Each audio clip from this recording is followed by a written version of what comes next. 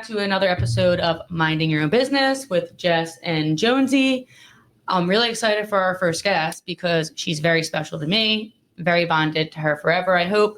And it's Kelly McGlynn, who is a psychotherapist who specializes in EMDR, which she will let us know what that is, and DBT. But it's also important to note that she's not very good at DBT. So we are going to lead with that. Okay. You told me to lead with it. So Kelly, to start, can you just kind of tell us how you became a therapist, why you decided to essentially specialize in DBT and EMDR? Sure. Yeah. So in around 2009, I decided to go to grad school. A little before that, I had been given a mental health diagnosis, and I really liked and felt very bonded to my therapist. And so having my own therapy and having this bond made me want to go back to school to be a social worker. So I'm a clinical social worker with a master's in social work. I got my clinical license in about 2012. And at the time, I was working with a group of DBT therapists on a team. And I was running groups and going to team meetings. And I noticed that there was a sort of a lack of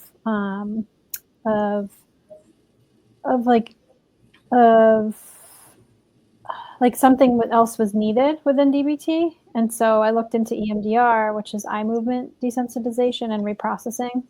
Mm-hmm. And I took a course with that and added that to the DBT. So DBT is dialectical behavior therapy, and it teaches coping mechanisms for people who are having a hard time with dealing with life. So DBT has mindfulness, it has distress tolerance, emotion regulation, and interpersonal effectiveness. So you can learn tools to be able to cope with everyday problems. So people who just are having trouble managing life, these tools can help them. And the EMDR is supplementary to that. So if there's certain memories that are getting brought up and are triggers, you can work through EMDR to reduce the triggers. I didn't realize that you you became a therapist later in life. Yeah. Yeah. And I like that you said you were bonded to your therapist, because sometimes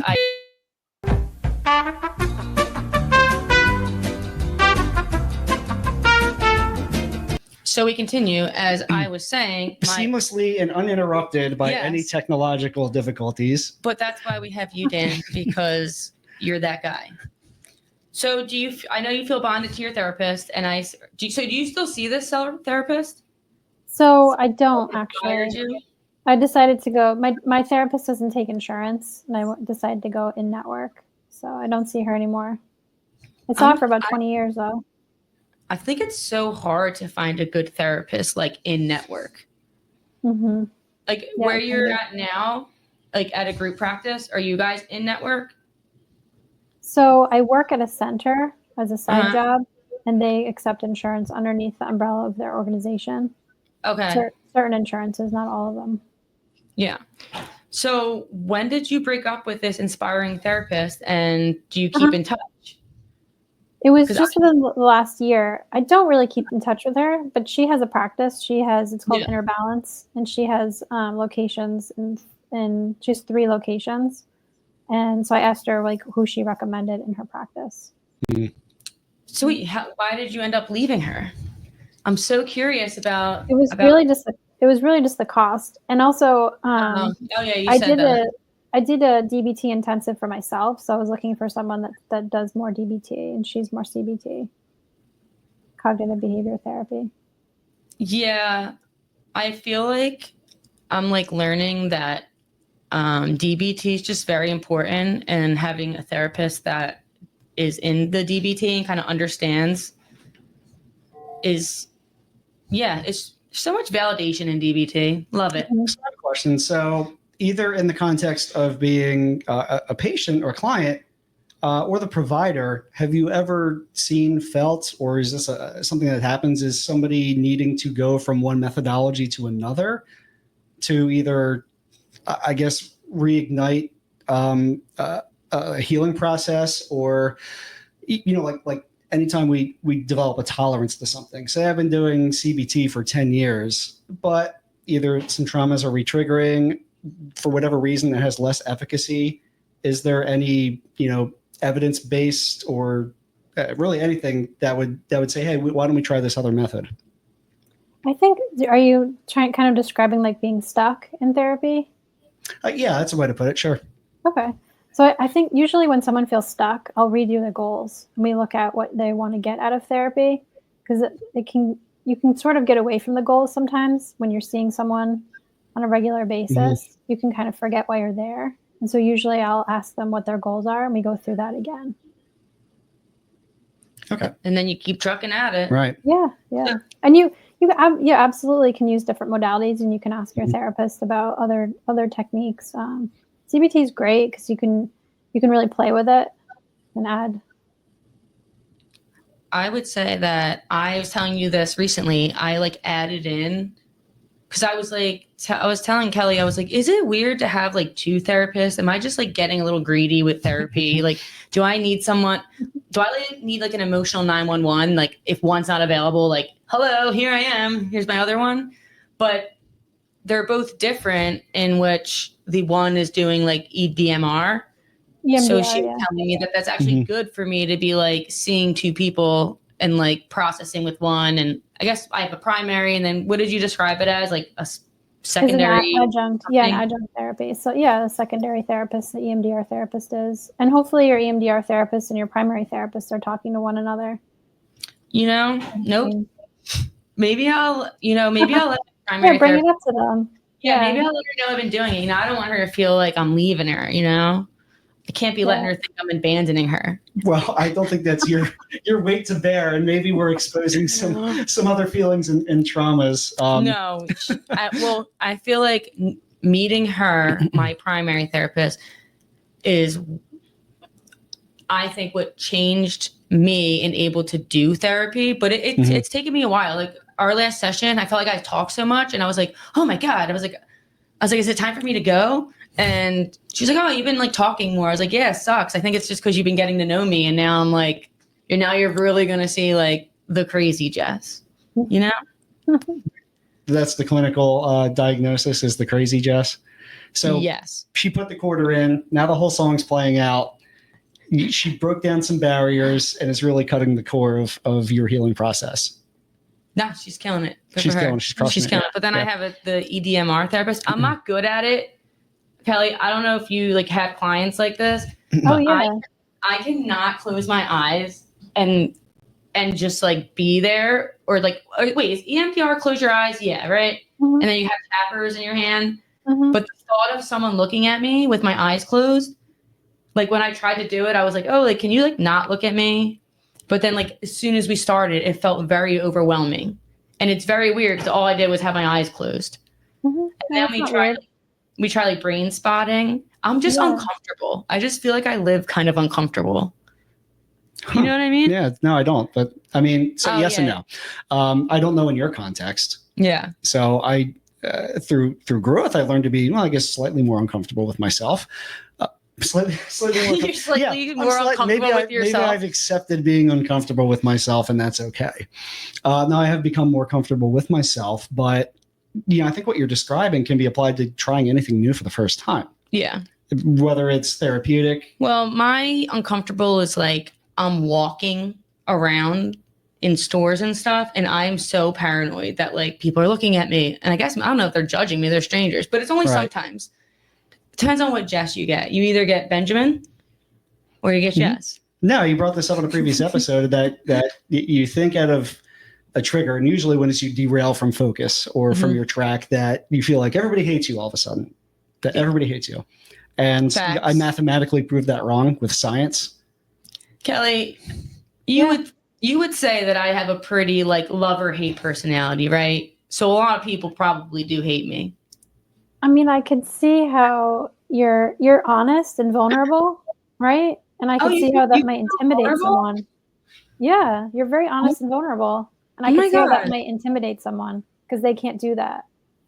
Yeah. I'm glad you said that, because I don't feel like I have been a very vulnerable person in my life. Oh yeah, I definitely see that. Which I guess here's a question. Because you're doing therapy with someone, like how do you separate yourself from like rehashing like old wounds that you have to where when you're done the session, you're not leaving there feeling like triggered yourself? Lots of supervision. So I do peer supervision, and I work with a consultant as well, because it does happen. They call it transference. And yeah, that happens. Absolutely. You can get triggered in your sessions, and that's what supervision's for. So you can work it out with peers or with a consultant. Supervision as in like people are in the room, or like you'll go talk about it with them? No, after, we talk about it with them after. As your quote unquote like little therapist afterwards. Yep. Do you, or would you prefer or not prefer to work with somebody that has the same diagnosis as you? Wait, say that again? Would you prefer to work with somebody that has the same diagnosis as you, or would you rather stay away from someone who would be whatever similar as you? Or do you feel like you can help those people more? Oh, I definitely feel like I can help those people more. Yeah. Oh, yeah. Do you have a lot of clients that have the same diagnosis as you? No. Or have you had them in the past? No, I mean, I have some now, and I've had some in the past. And, it's a spectrum too of a diagnosis. There's a large spectrum. So like where I sit on the spectrum is different from like week to week, and where someone else sits on that spectrum is different from week to week. So yeah, there's no like, box that it fits into. I feel like that's when we're like comparing people in boxes, how every diagnosis and like things are different. I think that's why there's so much shame behind, like I feel so much shame behind me, because if you Google, I feel like you just get like this like label. Really like awful like view of like who I am. Yeah, because what shows up on the search results is going to be the extreme version of anything. It's the extreme version of it, and It's like I'm like, that's not me, but it kind of is. Well, I mean, that's like the mental health version of hitting up Dr. Google when you have a bump on your finger and like, well, that's definitely stage 4 sarcoma, and I'm gonna die now. You're not gonna die. It's like, just I'm a believer. If you just eat marijuana and stuff, you'll be fine. It heals everything. That's the prescription. It heals everything. Heals all. So what lesson would you say as a patient that you think that every therapist should know? These are good questions. I'm deep. I'm very deep. You are deep. So say that again. So as like a patient, what do you think every therapist should know that's never been in therapy? As a patient, what should the therapist know? Rapport is really important. Having rapport with your client. You can know so many things, and you can have studied, and you can have all this experience, but the biggest thing is rapport, like having a bond with your therapist. Not like, you can go kind of far with a bond, but I just mean like that you like talking to them, right? That you feel comfortable going in, you feel comfortable sharing what it is that's going on, and you can be honest. Because I think a lot of people go into therapy and they're not honest because they're afraid of what their therapist might think about them. So someone who's non-judgmental and can listen and can use themselves sometimes, because you can use yourself as a tool sometimes, when it's appropriate. So something like that. Yeah, I always have to remember that I pay my therapist and she's not actually my friend. So that's a great segue into what I was going to ask, which is can a bond go too far? Can boundaries be crossed? I think the answer is yes. But what are those signs? And as the provider, how do you navigate that? And what are the not classic tells, but what are some signs? And how do you handle that from a systems perspective? Well, like it can start with gifts, like a client coming in and having a gift for a therapist, which ethically we can't accept gifts over $5. How would you know? Sometimes, if it's $5, but you have to be sort of have those boundaries, and it depends on the client too. Like it depends on what's going on there. And if they're working on attachment issues, then, sort of exploring that with them, like what this gift means. And also like physical touch. Ethically, we're not allowed to hug a client unless they were to initiate the hug.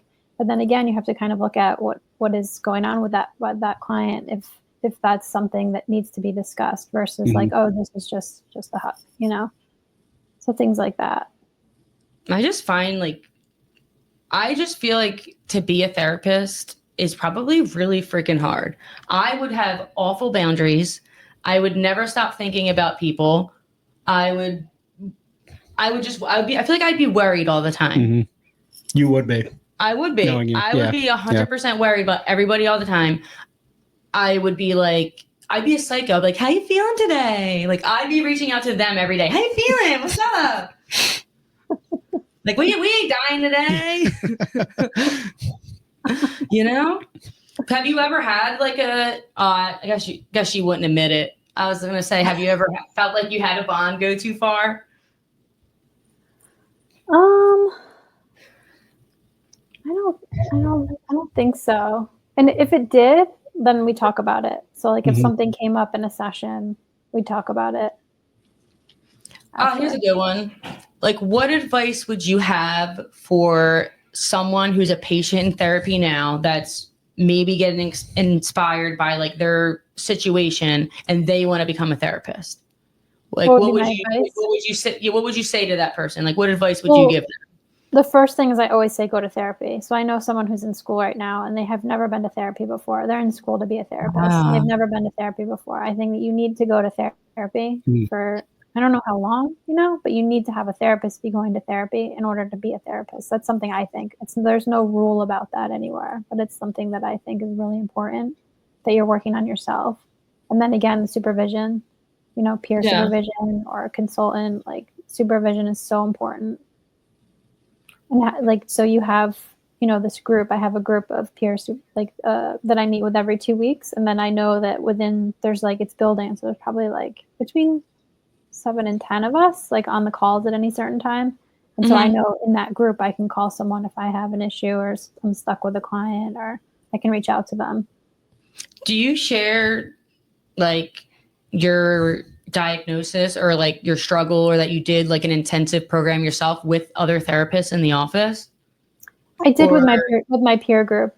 I haven't shared it at the center where I work, but now it's in the open. Thanks, Jess. You just outed me. What? Hey, we're all here. I think, Kelly, first off, I'm still convinced that you're undercover. I call Kelly undercover therapist. Undercover as far as what? Like, she's just like doing an intensive program to poach clients. Oh, I see. Okay, she's just out here trying to meet people so she can make money. Right. I get that. Yeah. Selling the symptom and the cure at the same time. Not really, but no, like you could.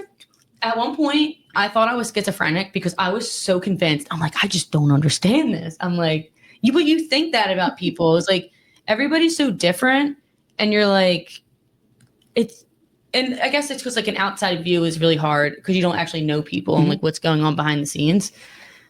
Just the diverseness of people that do these like groups and stuff, just very random.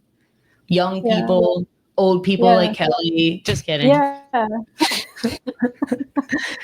I am letting my gray grow in. Let the tinsel come through. Yeah, exactly. Yeah.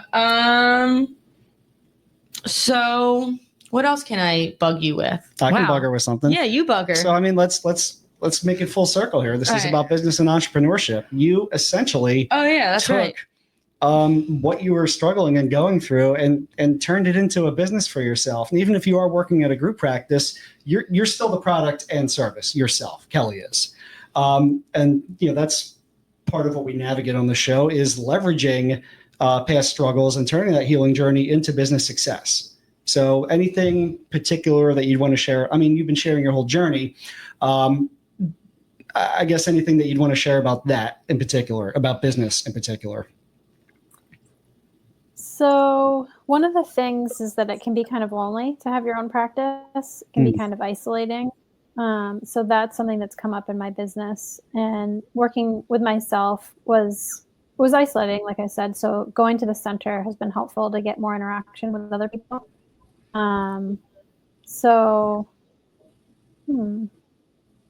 I think that like going through my own struggles and overcoming them has helped my business. I think that like without suffering, right, we don't learn anything. So I think that, going through my own struggles has helped to make me stronger in my business. And when things go wrong, I have more tools. The other thing too is that, when you're working for yourself, you can't blame anybody. It's all on you. If you make a mistake or you have something that's going on for you, you're the only person to look at. You're not, blaming your boss or some employee, or because I have a solo practice. So if there's something that's up, I need to go and I need to talk to my supervisees, or the group supervision or the consultant or whoever it is, a friend, So that ties in something so I run a marketing business, and that we've been saying for years in one of our entrepreneurial trainings. We have a list of 10, it was actually a little course, the 10 fatal errors that entrepreneurs and business owners incur. And one of them is attempting and trying to do it all alone.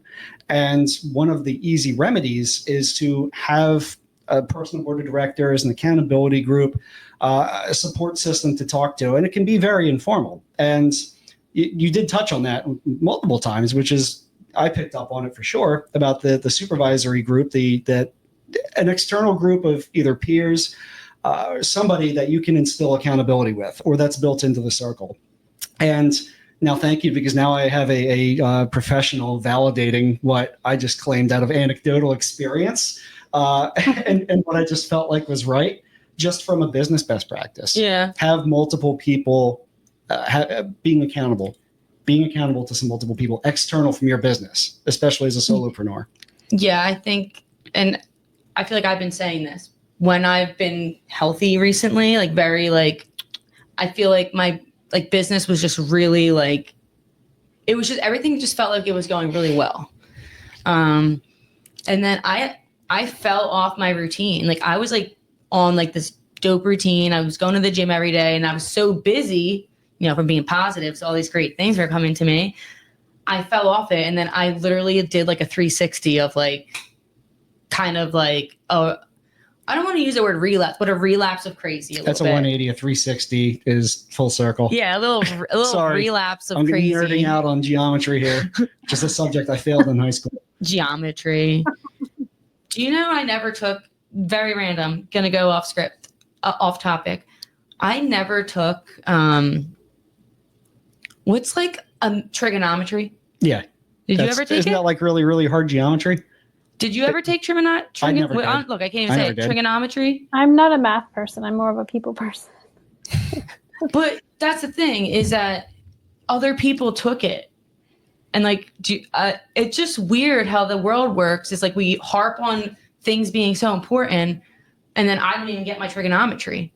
Right. Trigonometry, which I think the word means it's 3 times harder than geometry. I don't know if that's accurate. No, you do it in senior year. I didn't do it. You're supposed to do it. I think I did calc and I failed that. I think you found your next guest, an expert in trigonometry. The what? You just found your next guest, right? An expert in trade. trigonometry. Ooh, how trigonometry helps your mental health. Call for speakers. How trigonometry. I can't even say the word. How trig helps your health. Trig helps your health. All right, I'm with it. Good idea. As long as someone gets confused that that's a drug, trig helps your mental health. Side effects of trig Not may be like frustration, failure of high school, inability to concentrate, sleepless nights, death. and death. I always got to take it to that level. Take it to the death level. Yeah. Maybe it's the black and white thinking. I'm either Kanye. Well, before Kanye went nuts, the Kanye that I like was the Kanye that was like this. If you're a fan of Kanye, you're a fan of yourself. I want you to be a fan of Kanye, but that means I want you to be a fan of yourself. That's my Kanye. 2007 Kanye. Yeah, so I'm either Kanye or I'm dead. Right. I'm love everyone. And I'm manic Kanye sometimes. And then I don't know who. Then I'm Eeyore from Winnie the Pooh. Yeah. Wow, that was a great little analogy there, wasn't it? Was that an analogy? From Kanye to Eeyore. Kanye to Eeyore. A Jessica tale. A Jessica tale. Did I just write a book? I think so. You did, yeah. I did write a book. Yeah. All right. Dedicate it to us. I'm going to jump back to, because you guys know I got ADD. Just kidding, I don't. When you were going through your program, because you had your business before that, right? Mm-hmm. So we know that mental health affects business. So because right now you're not doing your solo practice, do you feel like your mental health caused you to like lose, quote unquote, lose your business? No, so I still have my solo practice. You are still doing your solo practice. Yep, well, your website's down, and Dan said he would fix it for you. Oh, thanks, Dan. Yeah, it shouldn't be down. It shouldn't be. I like to do my research on guests. And when Jessica sent me your website 2 days ago, it was up, and I looked this morning. I'm like, oh, it's down. Yeah. Oh no. Okay. Well, that's good to know. You're very easy to find online, because I actually, when I thought Kelly was an undercover therapist, I went to Google like my first week, and I wrote Kelly Princeton therapist. Bam, she came up. Nice. That's good personal branding right there. I like read about you before. Yeah, I know you were stalking me. I remember you told me. No, I was stalking you. Yes, I want to know, like, because I think I pedestal people. Oh. I think when I met you, I was like putting you on like a pedestal of like, no, like she's like a therapist. She's great. She's undercover. Look at her. She looks like she has it completely together. Mm-hmm. But she didn't. Do any of us? No.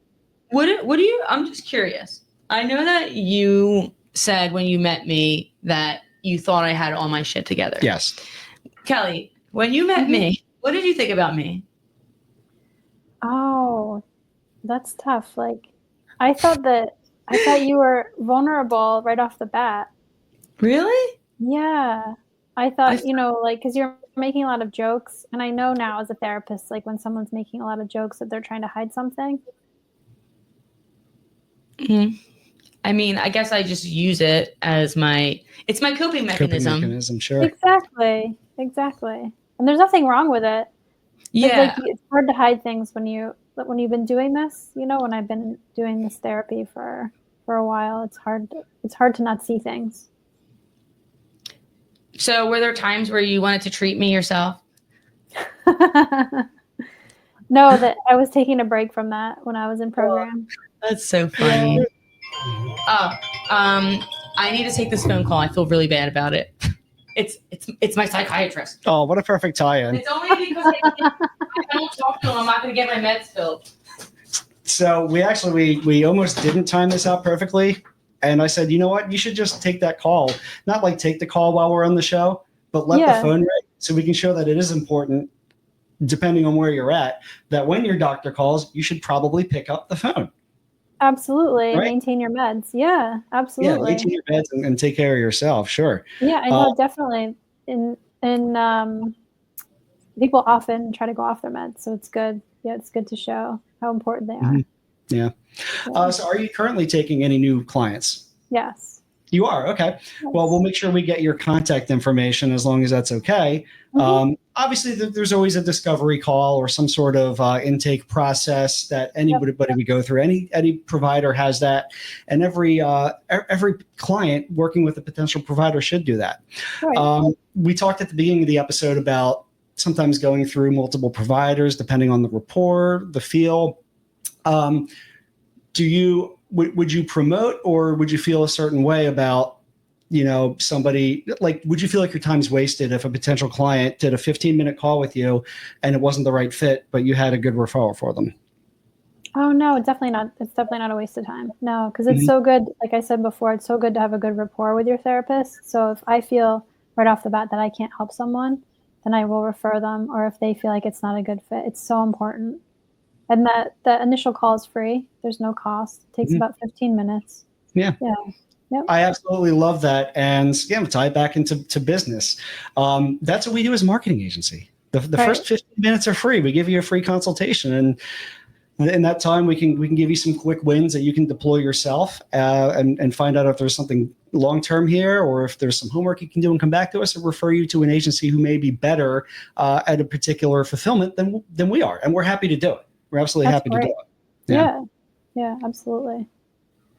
Well, we are at time here. So, Kelly, I thank you for coming on and being our first guest on the show, bringing full legitimacy to the chaos that Jess and I bring.